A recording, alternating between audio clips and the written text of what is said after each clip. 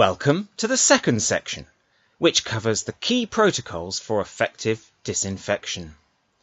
In the first section, we looked at different types of pathogen, the diseases they cause, and the types of disinfectant that can be used to control them. In this section, we will be looking at standard operating procedures for cleaning and disinfection, and particularly areas for special consideration. We'll then look at how to manage high-risk cases, with a closer look at organisms of special concern in the practice and periodic deep cleaning. We will end the section with a look at notifiable diseases. You'll then have the opportunity to test your knowledge with 8 multi-choice questions before moving on to the third section. Standard operating procedures are control measures by which an organization will conduct and regulate all important tasks it undertakes, covering the full range of work involved in the cleaning and disinfection process. Let's look at what a typical SOP should cover in a vet practice. Anyone, from patients to a vet, can be disease carriers. So, as we saw in the previous section, contamination can occur simply through direct or indirect contact. A key method of reducing cross-infection is by hand washing. Wearing gloves does not remove the need for hand washing. Alcohol gel dispensers should be available in each area of the practice. They should be used after every animal contact. But remember that alcohol gel will not cope with all classes of pathogen. For this reason, it should only be used on visibly clean hands. Gloves should be used when handling contaminated material, new examinations, or dealing with a wound. However, contamination can occur when removing the gloves, so always wash and disinfect your hands after their removal. In certain cases, the use of additional PPE is required to prevent risk of spreading contaminated material, and we'll talk more about PPE later in the section. The SOP should advise on correct dilutions of high-level disinfectant to use for each practice area. It should also tell you how the solutions should be applied for the best results on floors, walls, shelving, tables, and specialized items. Equipment like mops and brooms can be disease carriers. They should be cleaned and dried after use to avoid the build-up of hardened residues. All equipment should be used only for its own area and should be clearly color-coded to that area. The SOP should include standardized and monitored procedures for daily waste disposal. It should cover the disposal of standard, clinical, and contaminated waste. There should also be hand washing and sanitization facilities available immediately on return to the main practice area, so that hands can be cleaned and disinfected from the waste disposal. The SOP must be communicated and monitored effectively. This includes training for existing staff and ensuring new updates are clearly communicated and understood. It also includes making sure that new staff or temporary staff are suitably trained as part of their induction. We will now look at the very important topic of areas in the practice that require special consideration. Some areas of the practice carry increased risk of contamination and so require special attention. These are the consult rooms, recovery area, kennels, isolation, and the vehicles used for patient movement. Let's now look at these in more detail. There will be more technical equipment in the consultation and treatment rooms than the other areas. It's not sufficient to list the area by name without also listing the items that present individual risks, so your SOP should list all items that need separate cleaning and disinfection. All used items must receive a full clean and disinfection or sterilization program before reuse. Immediate spot cleaning to remove traces of body spillages is vital. Your SOP should identify special procedures for spot cleaning. Floors are dealt with twice daily in high-risk areas and more frequently if a patient is producing high levels of waste. We wash our own dishes and bedding carefully, and we should do the same for our animal patients. Kennels, pens, bedding and food containers all present a high risk. Foot baths have been shown to have a limited effect since the foot bath becomes rapidly soiled and contaminated water can be tracked through high-risk areas and increase the need for cleaning. Therefore, disposable shoe covers should be used instead at the entrance into and the exit from the practice into external kennel or cattery areas when a serious contact-related infection risk exists. Cleaning equipment can also become soiled and requires regular disinfection and cleaning. All vehicles that transport animals and used equipment need high-level disinfecting. The isolation area must be constructed to a highly specified design, with filtered and dedicated temperature-controlled air conditioning that needs to be vented externally. Species should be separated to different sections or rooms to avoid stress. In order to manage cleaning and disinfection, the kennels and floors should be covered with easy-to-clean impermeable surfaces. Each kennel or cage should have specialized veterinary bedding, and separate food and water bowls are essential. All equipment for cleaning must be dedicated to the area, and there should be a separate washing machine in each area. A senior veterinary nurse or the practice manager should be in daily charge with full knowledge.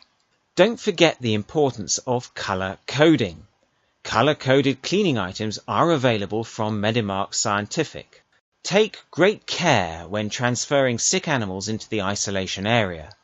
The transit environment and other transmission routes are at risk from body spillages. Generally, movement of people and patients should be minimized. Personal protection equipment, or PPE, should be available for each individual authorized in the area as a physical barrier between the staff and potential pathogens. Gowns and aprons are once-only use items. Don't forget to bag the waste in the area and double bag it if transporting past other patients. As we have seen in Section 1, there are a wide range of pathogenic organisms that we need to cover in our disinfection protocols. But there are a few high-risk organisms that we need to be particularly aware of and particularly concerned to eradicate wherever and whenever they may potentially be present. Let's take a closer look at these.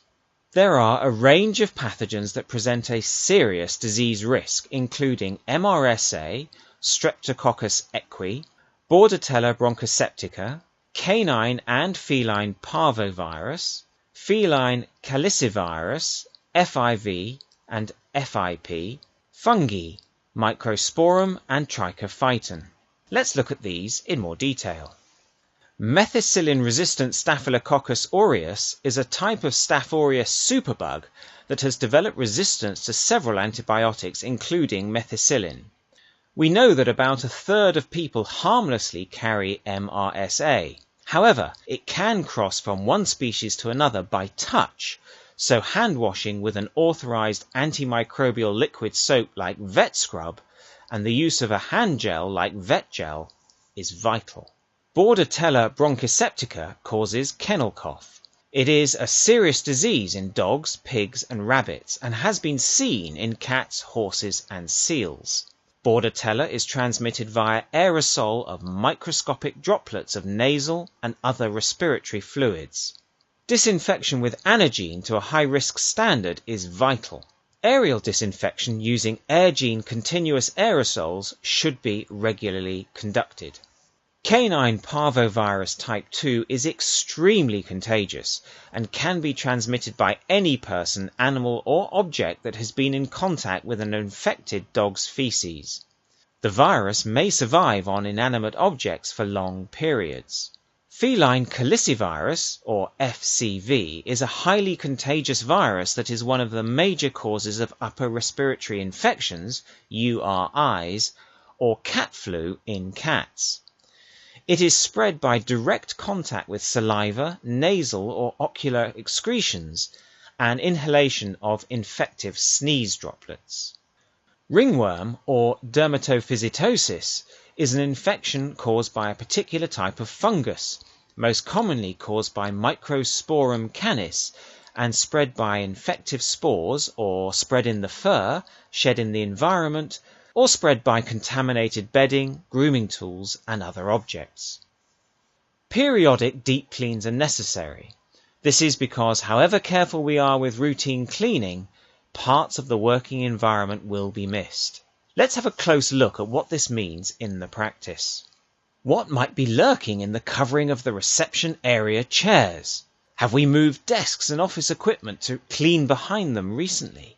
This might seem a little over the top, but however careful the staff are, they will have carried minute traces of their animal patient's fur and secretions into the office area, which means they will carry it out again.